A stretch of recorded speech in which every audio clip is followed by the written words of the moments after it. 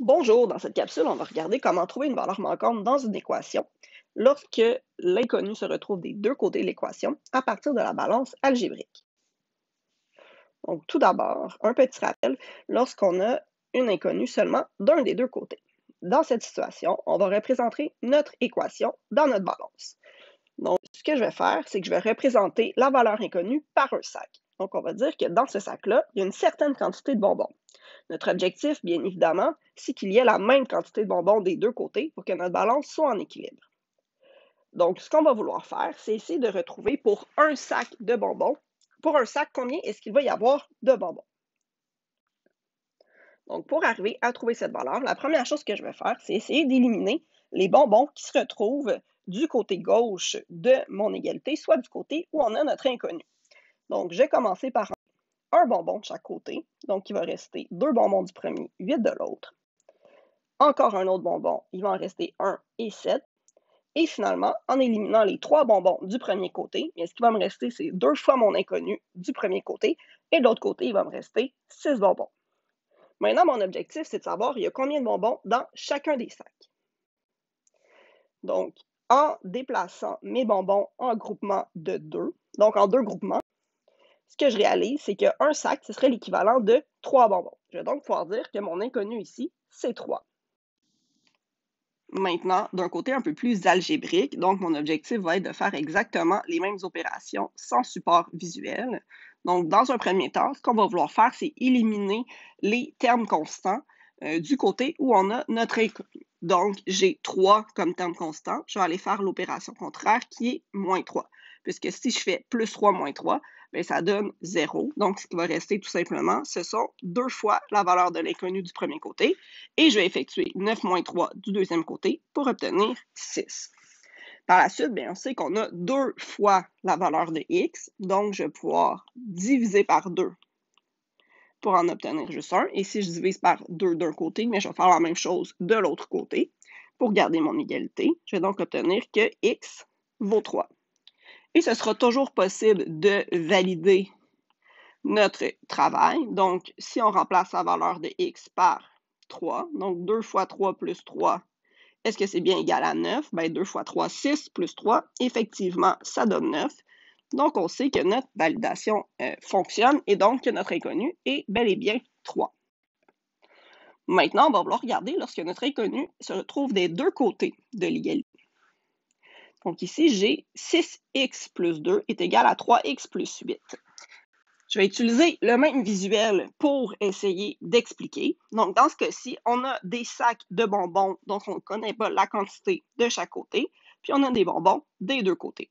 Donc, la première chose que je vais vouloir faire, c'est essayer d'éliminer les sacs d'un des deux côtés. Donc, si je les enlève un à la fois, donc j'en ai enlevé un de chaque côté, il m'en reste donc 5 du premier côté, 2 du deuxième.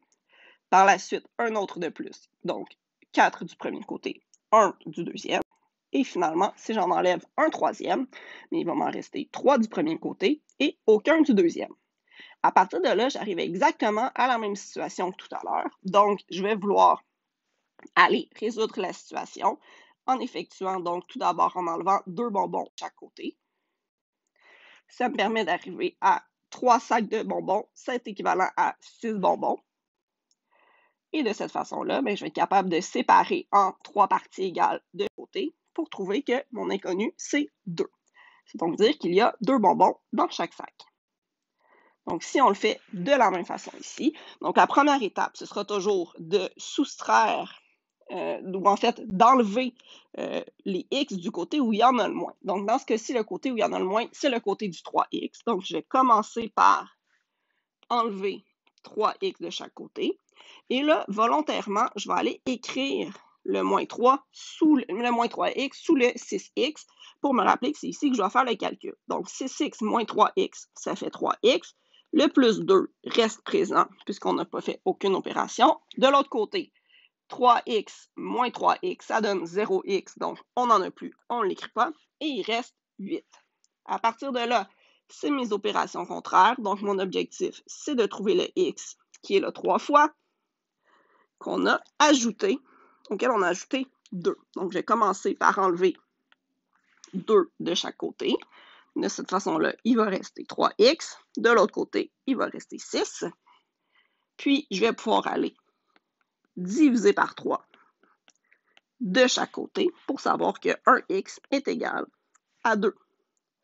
Encore une fois, je pourrais faire ma validation.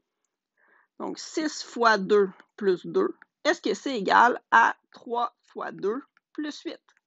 Donc, 6 fois 2, 12 plus 2, 14. Et de l'autre côté, 3 fois 2, 6 plus 8, 14 aussi. Donc, je sais, j'ai la bonne réponse en validant. Si, par exemple, on avait un nombre négatif, donc un nombre négatif, bien, ça va se représenter ici par des ballons. Donc, les ballons permettent de faire l'effet contraire du bonbon, soit de remonter au lieu de descendre la balance. Donc, la première chose que je vais vouloir faire, c'est éliminer les sacs du côté où il y en a le moins. Donc, dans ce cas-ci, c'est le côté gauche. Donc, j'ai supprimé les sacs du premier côté. Il reste donc 2 bonbons d'un côté, de l'autre côté, 4 sacs et 6 ballons qui représentent les négatifs. À partir de là, si je veux éliminer mes bonbons, bien, ce que je vais vouloir faire, c'est ajouter un bonbon. Parce que si j'ai un bonbon et un ballon, ça va être l'effet contraire. Donc, il resterait moins 5. J'ajoute un autre bonbon de chaque côté, donc 4 du premier, et le bonbon ajouté va me permettre d'éliminer un ballon. De la même façon, donc je peux les faire tous d'un coup, j'ajoute 4 bonbons, ça va faire disparaître à droite. Côté, on va avoir 8 bonbons. Donc là, on sait que 8 bonbons, c'est équivalent à 4 sacs. Mais ce que ça signifie, c'est que dans chaque sac, j'aurai un bonbon. Donc, dans ce cas-ci, je sais qu'un sac représente 2 bonbons, soit la valeur de l'inconnu. Mathématiquement parlant, c'est le même principe. Donc, je vais commencer par éliminer les x du côté où il y en a le moins. Donc, dans ce cas-ci, en effectuant moins 2x, il va donc rester 2 du premier côté, 4x moins 6 du deuxième côté. Mon inconnu va donc être à droite dans ce cas-ci. Je cherche le x qui est multiplié par 4, auquel on a enlevé 6. Je vais donc faire plus 6 de chaque côté. Ça me permet de trouver 8 est égal à 4x. Et par la suite, bien, je vais diviser par 4 de chaque côté. Et ça va me permettre de trouver que x vaut 2. Je pourrais faire la même validation et je me permettrai de valider que j'ai bien la bonne réponse. Donc, en résumé, si on a une variable d'un seul côté, bien, on va emballer notre côté de l'égalité qui a l'inconnu pour faire les opérations contraires et arriver à la valeur de l'inconnu.